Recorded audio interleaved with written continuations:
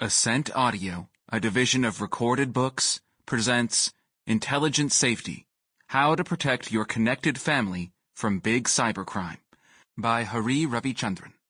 Foreword by Jeffrey Katzenberg. Narrated by Shawn K. Jain. Foreword: The Next Big Thing in Digital Safety by Jeffrey Katzenberg. When I sold DreamWorks Animation in 2016, I woke up the next day and asked myself, if you were 23 and starting your career, what would you be doing? The answer was simple. I would be living in Silicon Valley and working in digital technology. The role and impact that technology has played in every facet of our lives over this past decade has been monumental. I believe this will be even greater over the next decade. The possibilities are exciting, and there are many brilliant entrepreneurs with phenomenal ideas that I'm confident will revolutionize many industries, and I want to be a part of that revolution. There's no question that technology can improve our lives for the better, but unfortunately that convenience also comes with risks, particularly when it comes to our security. By living so much of our lives online, we're putting ourselves and our families at risk, and most of us don't even realize it. We have all gone to great lengths to protect our homes. Alarm systems, cameras, and advanced doorbells provide the highest level of physical security. Consumers around the globe are expected to spend nearly $100 billion on home security by 2028. But if thieves broke into your home, what could they take? Some electronics, TVs, computers, and jewelry, and likely very little cash. So the actual monetary damage of what can be stolen is limited. Now consider the assets that are accessible through your phone. I know for a fact that a thief could do significantly more financial damage with access to my phone than to my home. Credit cards, bank accounts, social security number, almost all my most important information is on my phone or in the cloud. So it's no surprise that in 2020, for the first time ever, the American financial loss from online crime surpassed that from home burglaries, $3.3 billion versus $2.7 billion, according to the FTC and FBI. In that year alone, there was a 70% increase in internet crime, according to the FBI's Internet Crime Report. In 2021, that number doubled to $6.9 billion stolen. Stats like this make me feel incredibly vulnerable, and you can be sure that these numbers will only worsen. When I look back at my tech habits, I get embarrassed. I'd go as far as to call myself a digital dummy. Although I have benefited immensely from technology throughout my career, I know little about it. I had all the latest security devices to protect my home and my physical world, but I wasn't doing the same for my digital life. It was as though I was putting 3 locks and bolting the front door while leaving the back door wide open. That's why I was excited to partner up with people who had the knowledge and experience. It's how I came to work closely with Ravichandran and Aura, who have tackled the digital crime crisis head-on by creating an entirely new category of digital security called Intelligent Safety, which leverages AI to help digital dummies like me stay a step ahead of increasingly sophisticated criminals. They've built a product from the ground up that was designed for the family and puts my mind at ease. I've played many roles throughout my career. They all revolve around storytelling, and I don't see this next opportunity being any different. Consumers need to understand the magnitude of the problem they face online and how vulnerable they can be, but they also need to know that there is a solution. I believe that is the next big story that needs to be told, and there is nobody better than Hari to tell it. Preface. Finally, a proactive solution. The home loan I applied for in 2014 should have been simple. I didn't give it a second thought, which is why I was so shocked when it was denied due to poor credit. I hadn't been monitoring my credit closely, but I didn't have to. I made a decent income, hadn't made any large purchases, and always paid my bills in full and on time. This had to be a mistake, except it wasn't.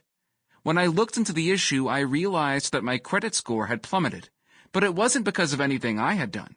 Someone had stolen my identity and, among other things, tried to take out a mortgage in my name. I had no idea who this person was, yet they had obtained the most personal information about me. It was unsettling, and my mind raced with questions. What other damage had been done? How did they get this information? Were my kids and family impacted? Was I still at risk, or could something like this, or worse, happen again? I couldn't relax until I figured out how the breach had occurred, and how to prevent something like it from ever happening again. But there was no simple way for me to dig in and find out what happened, and there definitely wasn't an easy solution to my problem. In fact, my search generated many more questions than answers. The market was saturated with dozens of products designed to address only certain parts of the problem. There was antivirus software, ransomware prevention, credit monitoring, transaction monitoring, Wi-Fi security, password managers, and dark web scanning, to name just a few. A lot of companies offered a lot of solutions, but I had no clue which ones were best or even which ones I needed. And even if I decided to cobble together all of these resources, it would cost me a couple $100 a month and still wouldn't give me everything I needed, because the resources weren't personalized. Most of these solutions were not easy to use. They were one-size-fits-all solutions that didn't consider the details of my online life, which left lots of room for things to slip in through the cracks. What was most noticeable was that these solutions would sound alarm bells to notify me when my information was stolen again, but they didn't actually prevent my information from being stolen in the first place. They didn't address my bigger concern, protecting my family. The whole process of looking for the right solution to remedy the damage done when I was hacked proved to be a complex, expensive, and frustrating headache, and I couldn't have been the only one who felt that way. This problem wasn't going away, so somebody needed to solve it. As an engineer and entrepreneur who had already built successful startups, I saw an opportunity to do just that. By marrying my ability to solve massive problems with cutting-edge technology, I could make this journey much easier for families. I refused to believe that there wasn't a solution to the problem of digital safety. People shouldn't have to experience what I did. I became determined to fill the gap in the market by using technology to create a service that would allow everyone to live freely and safely online. That was the birth of Aura. But this book doesn't tell my story, and it's not a sales pitch. Any service I write about in this book could easily be outdated by the time the book is published.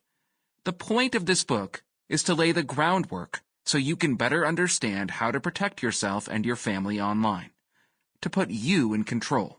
When I set out on this journey, I first needed to understand how the problem of digital safety evolved, and that's the focus of Part 1. I explain how cybercrime works and how the types of scams you can fall victim to are only increasing as we live more and more online. Everything is available at our fingertips today, but that convenience requires us to share more of our personal information than ever before.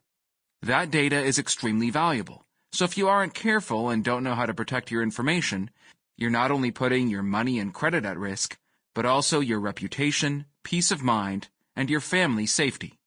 At Aura, we are committed to making intelligent safety accessible to all. Intelligent safety describes the predictive, proactive, personalized protection that empowers families to confidently navigate their increasingly complex digital lives. It's an easy-to-use digital guardian that won't force you to compromise any of the modern conveniences you've grown used to. But at its heart is AI that anticipates threats before they happen, instantly blocking a malicious link found in a text message, turning on Wi-Fi protection when using public Wi-Fi, or automatically changing passwords that it finds on the dark web. It continually learns and adapts to each individual to better understand how that user might be at risk, so it can personalize protection. This vision to create a safer internet is the focus of Part 2. It's about how we can use technology to create protection that is more than the sum of its parts. Technology that moves us beyond reactive alarms that only alert you when a problem arises, but instead automates the steps to provide proactive, preventative protection. Intelligent safety is most effective because it considers and personalizes protections for the actions of each individual. It does not only apply one-size-fits-all security to your devices. Knowledge and awareness are half of the battle, and there are preventative protections you can implement today. I lay out those tools and best practices and actions you can take, whether safeguarding your devices, shielding your kids from harmful content, cyberbullying, and predators, keeping your aging parent out of harm's way from targeted scams, or securing your family finances, you can take back control of your life. That's what I set out to achieve in this book, because the lagging impact of a hack can stay with you for years. I was lucky that it only took me a couple of months to ensure all of my accounts were secure, but I didn't get off completely scot-free. 8 years later, I still have to go to my local IRS office every year when I file my tax return, just to prove that I am who I say I am. I've gotten to know some of the employees very well, and they've been great to me, but still, it's a trip I'd rather not have to make. Cybercriminals prey on fear and urgency. They exploit those who don't understand the digital landscape and trust that their devices are safe and secure. By understanding how people put themselves at risk and changing risky online behavior while implementing simple proactive practices, you can give yourself the peace of mind of knowing that you and your family are protected. Part 1. How Intelligent Safety Can Stop Big Cybercrime.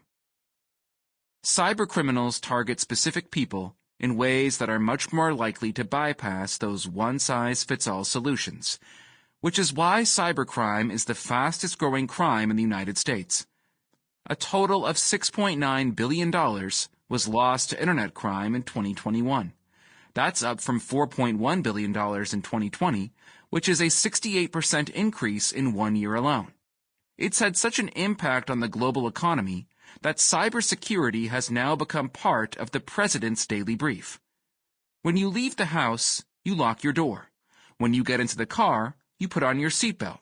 But when we venture into the digital world, most of us don't employ those same precautions. Why? The simple reason is that most people never develop the proper habits because they don't know how they are exposed online. In the 1990s, the closest thing we had to a digital transaction was calling an 800 number to purchase something from an infomercial. That's back when we thought of hackers as a bunch of overgrown kids living in their parents' basements, targeting corporations and ripping people off for a couple $100. They were the only ones with the technological know-how to pull something like that off.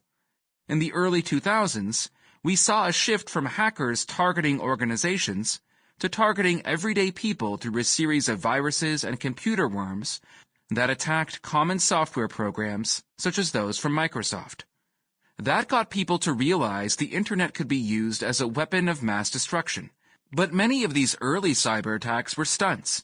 The perpetrators were more interested in notoriety and wreaking havoc than profit.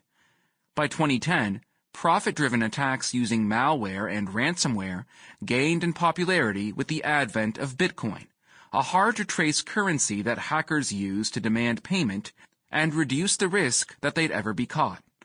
The world continues to change rapidly, and as more aspects of our lives switch from the real world to the online world, we've reached a new inflection point when it comes to digital crime, and it's centered around our data.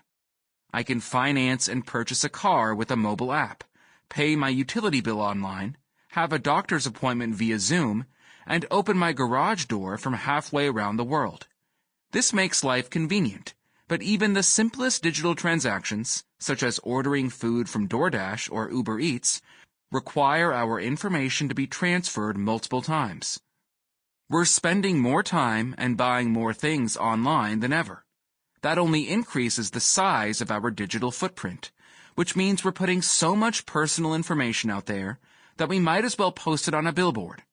That data has become valuable because it can be used to steal our identity and hack into our accounts. In the meantime, the basement hackers have been replaced by organized criminal institutions. This includes the scam call centers you've heard about and have probably received calls from. They are just some of the groups who operate like a business to exploit digital weaknesses and scam people out of money. They have a tremendous amount of resources and technological skill, but the tools we're using to protect ourselves online were built for the basement hacker on a desktop computer with a dial-up modem. They were designed to prevent the worms and viruses those turn-of-the-century hackers unleash on the public. They never anticipated the advancements that we make in personal technology in a few short years. That leaves our families more vulnerable to complex modern cyber attacks, and without the proper protections, we don't stand a chance. Today, the average family has dozens of digital accounts and an estimated 25 connected devices in their homes. Believe it or not, your baby cam, refrigerator, dishwasher, car, toys, and printer can all be potential access points to your digital world that criminals can exploit. When these devices are not updated and upgraded, they can all become potential vulnerabilities and points of entry for bad actors. More devices and more convenience create more vulnerabilities that make your family susceptible to more digital threats. As technology becomes more sophisticated, so do cybercriminals. Cybercriminals today can take money out of your 401k and file a second mortgage on your house without you ever knowing anything about it. Some people feel that digital safety is an oxymoron and that we don't ever have a chance of being secure online. But I refuse to believe that. The first step to becoming more protected and making the internet safer for you and your family is becoming more digitally literate.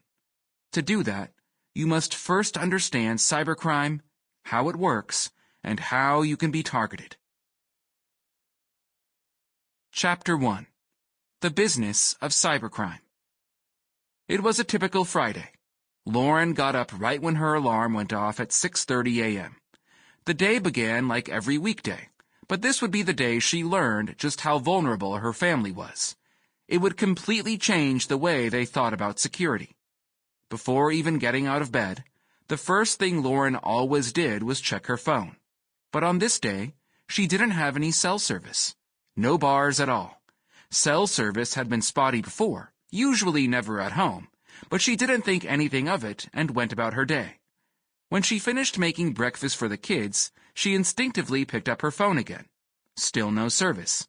She checked her husband's phone when he came downstairs. He had service, which was strange because they both had AT&T and were on the same plan, so it wasn't like she had forgotten to pay the bill. Something was up. Lauren used her husband's phone to call AT&T. Once she finally got a human on the line, she was told her account had been switched to T-Mobile. What? That doesn't make any sense. It sounded like a bizarre mix-up on their end, but the rep insisted that he couldn't help her and that she needed to contact T-Mobile for more information. More confused than concerned, she phoned T-Mobile. This customer service rep could confirm her account had been transferred from AT&T, but he couldn't tell her anything else since she didn't have the proper PIN or any of the account setup information. This wasn't a mistake. This was intentional. Someone else had done this. Now, in a full-blown panic, Lauren and her husband knew something was wrong. They just didn't know what. It had to be some kind of fraud, but what was the scam, and how did this happen? They had antivirus software and credit monitoring. They kept their personal information and account numbers private.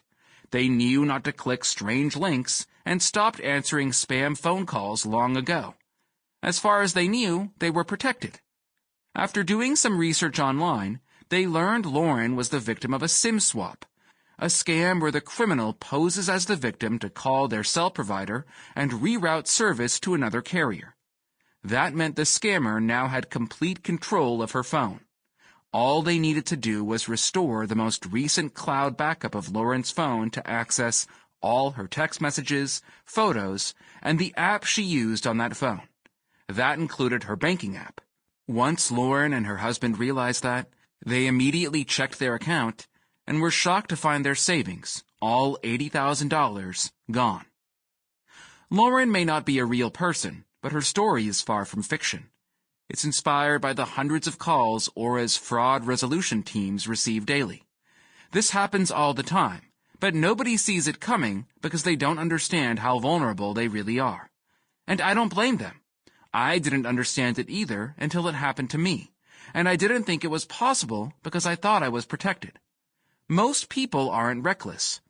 They're careful with their information, so they assume their lives are safe, but they aren't as safe as they need to be because they don't associate certain behaviors with the seriousness of the potential problem that can occur on the back end.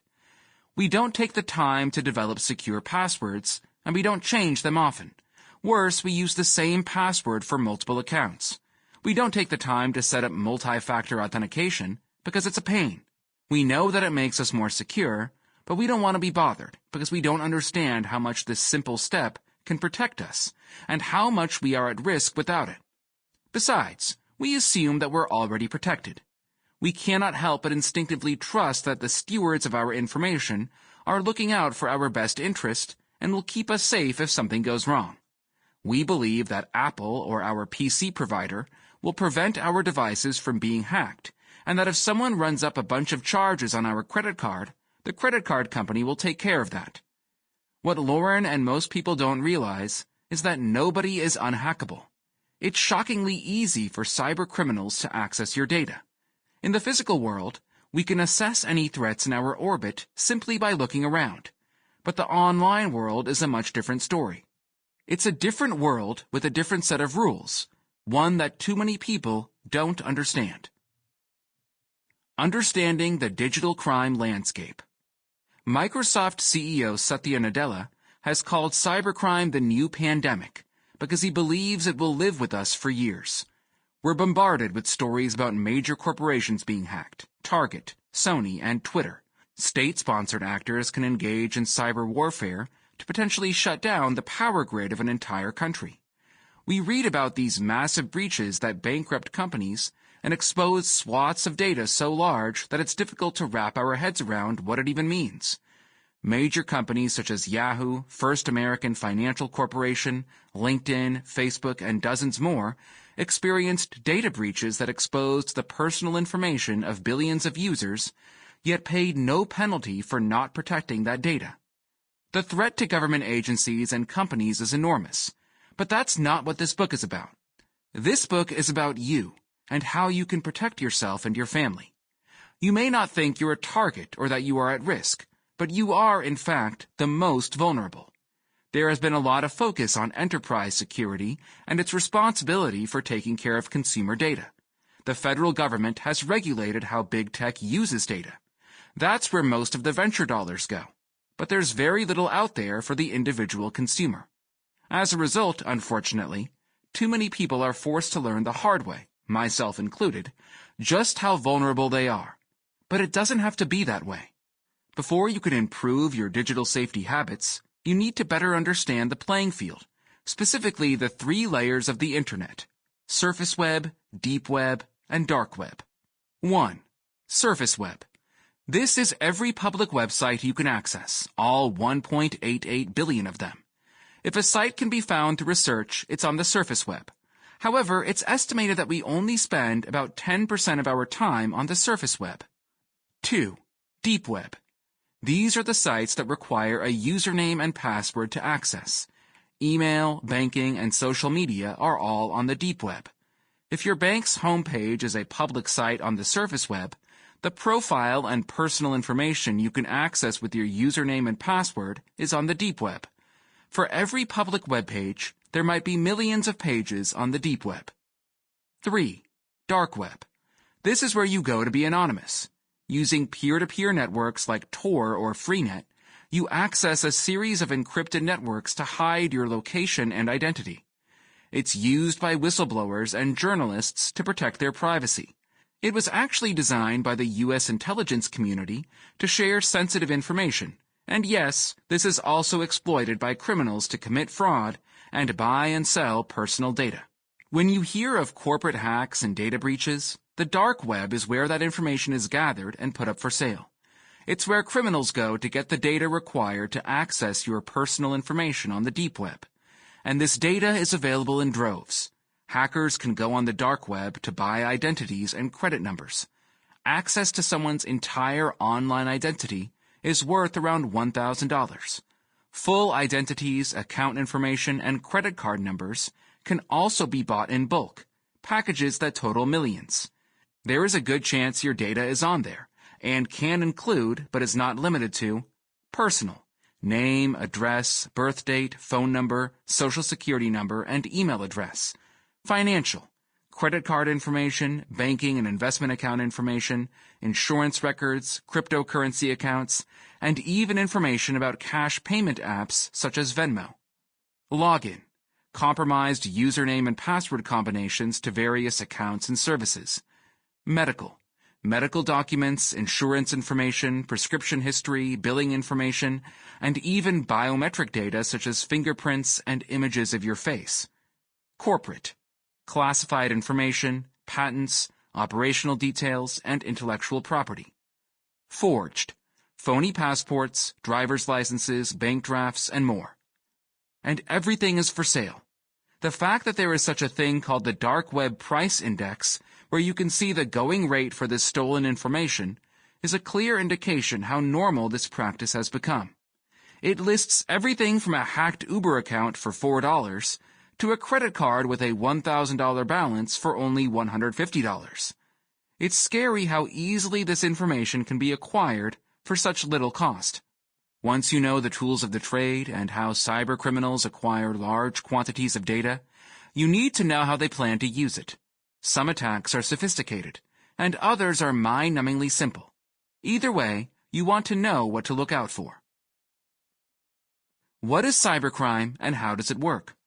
Cybercrime takes on many forms and is conducted by a host of actors. Some are lone individuals, but most are part of larger organized networks. These are located around the world, many in countries where they can more freely operate outside the law.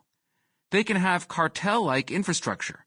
Some resemble legitimate sales operations, right down to employees working in call center environments, trying to hit certain targets so they can move up the ladder. They have days off and even take vacations. That's the reason why we see a dip in phishing attacks on the weekends and during certain times of the year. Cybercrime has become an ecosystem. Some organizations specialize in specific scams, which allows them to create sophisticated attacks and hone them over time. People within those organizations can each have their own area of expertise. Some may specialize in technology. Others may build malware. Some might focus on what to do with the money and data once it's been stolen. They are knowledgeable, resourceful, and motivated to get your money, but they don't need much information to make you a target. Sometimes all they need are the basics: full name, current address, birthday, email address, phone number. This information can be found without any hacking or purchasing of data. Whether you realize it or not, it's probably already out there. Don't believe me? Take a minute to Google your name and your address or phone number. You will most likely see that all this information, along with that of all your family members, is listed on data brokerage sites. If by some miracle you aren't listed, congratulations. That's incredibly rare. This information is used to commit fraud, and one of the most common forms of cybercrime, identity theft. In 2021, the Federal Trade Commission, FTC, received 1.4 million reports of identity theft.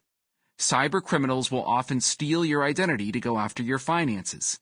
That means accessing and taking over your bank and credit card accounts. They can take out a mortgage or loans in your name, but that's not all. What's so frightening is that fraud comes in so many forms and can impact people in many ways. Some common examples include medical fraud. Criminals can use your identity, insurance information, medical records, and Medicare number to receive medical services and prescription drugs in your name. This can alter your medical history and can result in you possibly receiving an incorrect or dangerous diagnosis. It can also be expensive to clean up. 2/3 of all victims report losing more than $13,500 due to fraudulent bills. Employment fraud. If criminals have a record and want to avoid background checks, or aren't legally allowed to work in the United States, they might apply for a job in your name. Multiple employee records can impact your credit, taxes, and Social Security benefits. Scammers can also claim unemployment benefits in your name using your driver's license or Social Security number, and then change the address or bank account information to their own, so you aren't initially aware your identity was stolen. This type of crime is on the rise. The U.S. Department of Labor reported that between March and October 2021, up to $5.4 billion in unemployment benefits might have been stolen due to fraud. Criminal identity theft. Just like criminals might use your information to get a job, they can also use it to avoid arrest by giving law enforcement your information instead of theirs. And guess whose record that goes on? This can result in outstanding traffic violations, court summons, warrants for your arrest, Or in the case of Nicole McCabe, much worse. McCabe was an Australian living in Tel Aviv, and one of 3 people whose identity was stolen by the assassins of a high... Sample complete. Ready to continue?